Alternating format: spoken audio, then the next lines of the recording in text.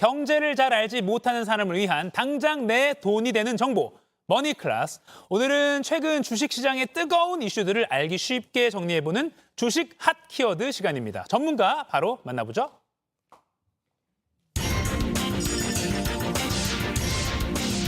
경제 맥을 짚어주는 도사님, 정철진 경제평론가와 함께 오늘도 주식시장 맥 한번 짚어보겠습니다. 안녕하세요. 네, 안녕하십니까. 자, 이번 주도 이제 세 가지 키워드로 정리를 해봤는데 네. 먼저 첫 번째 바로 열어보도록 하겠습니다. 열어주시죠. 노제펜의 화장품주 상승. 뭐 이제 후쿠시마 오염수 때문에 뭐 일본에 대한 반감도 좀 커지고 있는 그런 상황인데 중국에서도 반일 감정이 우리나라보다 더 많이 고조가 되고 있더라고요. 그러면서 덩달아 우리나라 화장품 주가가 상승을 하고 있다고요? 그렇습니다. 중국에서부터 이야기를 시작해야 될 것 같은데 네네. 현재 오염수 방류 때문에 중국 내 반일 감정 그게 달하고 있고요. 예. 연관해서 메이드 인 재팬의 불매 운동이 굉장히 지금 막 치열하게 벌이고 진행되고 있어요. 있습니다. 네네. 예, 관련해 있고요. 특히 이 중에서 우리나라와 좀 연관돼 있는 오늘 화장품주 이야기는 뭐냐면 네. 중국 뭐 SNS 웨이보 등에 보면 이제 블랙리스트라고 해서 이제 메이드 인 재팬들 사지 말자라는 제품들이 있는데 그 중에서 일본산 화장품들 가령 뭐 시세이도라든가 DHC 뭐 이런 것들이 있어요. 예. 그러니까 여기에 대한 일본 화장품을 안 사게 되면 상대적으로 우리나라 메이드 인 코리아의 K-뷰티 화장품주를 살 가능성이 높아진다. 예. 여기에 또 조금 뒤에 얘기하겠지만 또 우리가 지난주에 얘기했지만 지금 7년 만에 단체 관광객들이 또 한국으로 올 수 있지 않겠습니까? 네. 그럼 면세점에서 거의 베스트셀링 가장 많이 사는 제품이 화장품주였거든요. 화장품들이거든요. 그래서 일단 주식시장에서는 화장품주들이 이런 기대감을 선반영하고 있다. 이렇게 볼 수가 있겠습니다. 아하. 뭐 대표하는 화장품주들입니다. 아모레퍼시픽, LG생활건강, 코스맥스, 한국콜마 등등이 있는데 특히 코스맥스 같은 이제 종목은 꽤 많이 오르고 있었죠. 여기에는 뭐 유커들이 다시 찾는다라는 기대감 그리고 최근에 중국에서 펼쳐지고 있는 노제펜, 이 일본 제품 불매 운동도 한몫했다라고 분석할 수 여기 이제 시작점이 한 달 전이니까 한 달 네. 전과 비교해보면 정말 많이 올랐네요, 대부분. 그렇습니다. 아, 그렇군요. 그러니까 일본과 한국의 화장품이 중국 시장에서 어떻게 보면 경쟁 관계였는데 네. 반일 감정이 중국에서 커지니까 우리나라 제품들이 덩달아 좀 이득을 보고 있다. 네. 이렇게 상황을 정리하면 되는군요. 그렇습니다. 그리고 또 미국 상무부 장관이 지금 중국을 방문하고 있는 걸로 저도 외신 보도를 봤는데 네. 그 좀 분위기가 좋아지니까 이것도 좀 영향이 있다고요? 그렇죠. 왜냐하면 이제 미중 관계가 약간 좀 완화 쪽으로 가게 되면 네. 미국도 중국에 또 중국도 미국에 태클을 서로 안 갈게 되게 될 경우 중국의 성장 엔진이 돌 수 있지 않겠습니까? 네, 네. 이렇게 될 경우 가장 뭐 크고 빠르게 반사이익을 얻는 곳이 한국이고 그렇다면 관련한 소비재들이 먼저 반응할 것이다. 이런 분석도 함께 나오고 있습니다. 이건 어떻습니까? 일본으로 놀러 가려고 했던 중국 관광객들이 우리나라로 발길을 많이 돌리면 우리나라 여행주도 좀 많이 덩달아 오르겠네요. 최근에요. 네. 명동 한번 가보셨나요? 못 가봤습니다. 상암동에 분위기가 완전히 달라졌어요. 아. 네. 그러니까 왜 그런가 했더니 과거 2016년 이전에 유커들이 찾아왔을 때 어떤 그런 기대감, 분위기들을 반영하고 있고요. 실제적으로도 이제 상당 부분 유커들이 들어와서 네네. 좀 왁자지껄한 그런 분위기가 나고 있는데요. 여기에서 최근 오염수 방류 관련한 중국 내 반일 감정도 또 우리나라에겐 긍정적 영향을 줍니다. 뭐냐? 네. 아까 이제 노제펜 일본 불매 운동 했지 않습니까? 네네. 여행도 여기에 포함이 되고 있습니다. 그래서 일본으로 여행 가지 말자. 이런 움직임들이 굉장히 빠르게 확산되고 있어서요. 실제로 뭐 몇몇 곳의 여행사들 같은 경우에는 일본 여행은 아예 상담도 안 하게 된다 이럴 네. 텐데 자 핵심은 9월 29일부터 10월 6일이 중국의 어마어마한 국경절 연휴가 시작이 되죠. 일본을 안 간다면 그 수의 상당 수요는 한국으로 올 것이다라는 분석들이 나오고 있거든요. 네네. 그래서 지금 보면 여행사 특히 올 때 쇼핑하게 되는 면세점, 뭐 카지노, 호텔 등이 굉장한 기대감에 부풀고 있어요. 아하. 7년 만에 유커가 오는 것도 기대감인데 네. 일본으로 빠질 거라는 우려가 있었잖아요. 네. 근데 지금 일본으로는 안 가겠다라고 아하. 하니 다시 한국으로 오지 않을까라고 해서 관련 주가들이 또 들썩대고 있습니다. 이 오염수 방류가 뭐 우리나라도 그렇고 중국도 그렇고 많이 걱정을 하는 여론이 많은데 이 여행이나 뭐 화장품만 보면 뭐 웃어야 될지 표정 관리를 어떻게 해야 될지 모르겠습니다. 맞습니다. 네. 알겠습니다. 자, 두 번째 키워드 한번 볼까요? 건설주 바닥은 어디? 그 이제 GS건설 네. 뭐 순살자이라는 오명까지 얻고 그랬는데 영업정지 처분할 거라는 그런 이제 정부 발표도 있었습니다. 그렇습니다. 주가만 보면 지금 최악의 상황인 거죠? 네, 먼저 주가를 보고 관련 내용 한번 보도록 네네네. 할까요? GS건설 주가.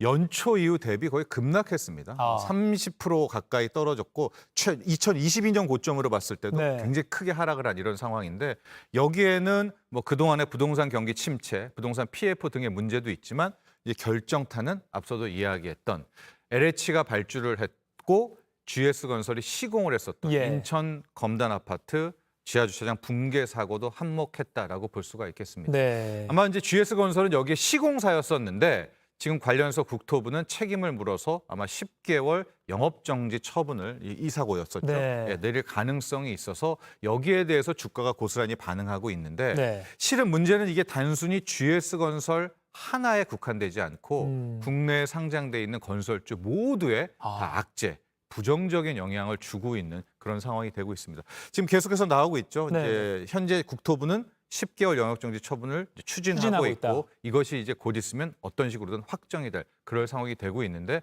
주가는 먼저 이렇게 급락을 하게 된 것이죠. 그러니까 사실은 제가 GS 뭐 관계자면 네. 자이라는 브랜드가 순살 자이라는 오명을 입었다면 이거만큼 지금 위기의 순간이 없다라고 판단이 들 것 같긴 해요. 네. 그 시장도 바로 그렇게 생각할 것 같은데 근데 반대로 오히려 이럴 때 건설주를 사야 된다라고 보는 의견도 있더라고요.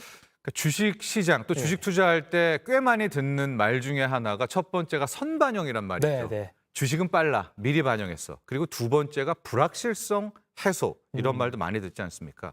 건설주 같은 경우가 급락을 했는데 막상 8월 28일 10개월 영업정지 처분이 나왔을 때는 네. 오히려 더 빠지지 않고 이제 버텼던 모습들이 나와요. 그래서 방금 앵커가 이야기했던 것이 왜 그러지? 더 떨어져야 되는데 네, 네. 일단 선반영. 그동안의 악재들이 먼저 빠진 거야라는 분석 하나. 네. 두 번째가 이제 어떤 식으로든 이번 책임에 대해서 처벌이 나올 것 아니겠습니까? 네, 네. 뭐 10개월이든 아니면 줄어들든 뭐 어떻게 되든 그것은 결국 불확실성 해소라는 재료로 반응이 될 수 있겠다라고 해서 오히려 주식시장에서는 여기 어딘가에서 저점 아니야? 이런 리포트나 분석들이 많이 나오고 있죠. 그러니까 혼날 거 다 혼났다 네, 이거군요. 네. 아. 그러나 그럼에도 불구하고 예, 예. 현재 국내 상장돼 있는 건설사들은 뭐 해외 사업보다는 국내 사업이 많지 않습니까? 네, 네. 국내 아파트들의 미분양 문제라든가 국내 부동산 경기가 살아나는 것이 큰 틀에서는 실적 개선이기 때문에 이런 것들도 반드시 참조해야 될 것을 말씀드리고 싶습니다. 네, 건설주까지 살펴봤고요. 마지막 키워드 한번 보겠습니다. 열어주시죠. 일단 안도한 증시. 지난주에도 이 시간에 말씀해 주셨는데 네. 그 잭슨 홀 미팅이라고 하나요? 네. 그 미국 그 어느 시골 한적한 와이오밍주에 마을에 예. 이제 그 휴양지죠. 세계적인 뭐 금융 관계자들이나 은행 총재들이 다 모이잖아요. 네. 근데 거기서 뭐 생각보다는 뭐가 없었다라는 평가도 나오는 것 같고요. 그렇습니다. 네네. 작년 잭슨홀 미팅에서 네. 미국 연준 수장 제롬 파월 연준 의장이 정말 무시무시한 발언을 했죠. 음. 물가 끝까지 따라가서 잡겠다. 아. 국민들은 고통을 감내해라. 그 말 직후에 7천조가 미국 증시에서 사라졌거든요. 작년에. 예, 작년에 네. 60억 달러. 그래서 올해 잭슨홀 미팅도 굉장히 걱정하고 긴장을 했는데 네. 막상 뚜껑을 열고 보니 상당히 평이한 발언을 했습니다. 음. 물론 뭐 그동안의 긴축 기조를 계속해서 이어가겠다. 금리 인하는 없다. 물가 잡으려고 계속해서 목표인 2%까지는 돈줄 죄겠다. 뭐 이런 말들을 계속했어요. 향후 데이터 보고 금리 결정을 한다라는 말을 했는데 그러나 뉘앙스라는 게 다르잖아요. 네. 작년에는 고통을 감내해라 그랬는데 올해 같은 경우에는 신중하게 결정하겠다라고 했고 약간 경알못인 제가 봐도 네. 약간 해도 그만 안 해도 그만 같은 말 같기도 하고요. 네. 그리고 여기에서 요 말, 향후 데이터를 보고 금리를 결정한다라는 말을 했는데 이때 데이터가 뭐냐?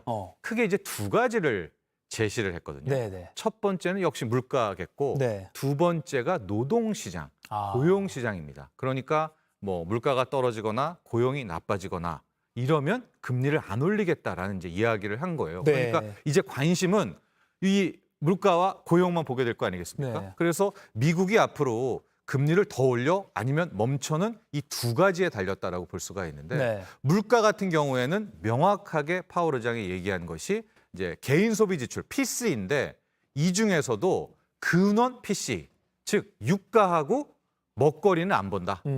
이걸 뺀 물가, 근원 PC만 보겠다라는 거고요.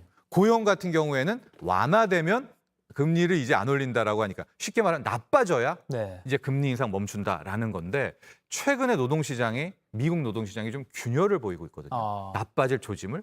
그러니까 지금 주식시장에 좋아라 하는 것이 이제 금리 못 올리겠네라는 것이었는데요. 자, 지표 두 개가 연달아 나옵니다. 네. 일단 8월 31일 오늘 밤이 되겠죠? 그러네요. 미국 시간이니까. 미국의 개인 소비 지출이 나옵니다. 7월. 요거 주목하셔야 되겠고요. 결정타는 내일 밤, 금요일 밤에 미국의 8월 고용 지표가 나오는데 네. 이게 bad is good이라고요.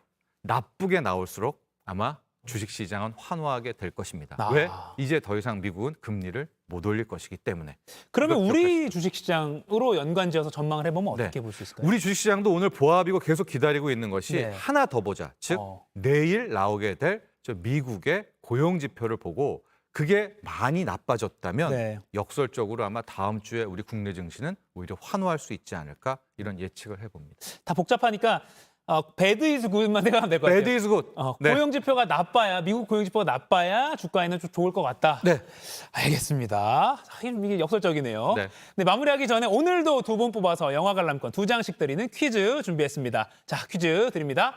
중국인 관광객의 증가로 직접적인 수혜를 볼 것으로 기대되는 산업 분야가 아닌 것은 무엇일까요? 1번 건설, 2번 화장품, 3번 호텔. 직접적인 수혜가 아닌 것. 이 중에서 정답 골라서요. 지금 상클 생방송이 나가고 있는 JTBC 뉴스 유튜브 실시간 댓글창에 남겨주시면 두 분 뽑아서 저희가 방송 말미에 발표해드리도록 하겠습니다.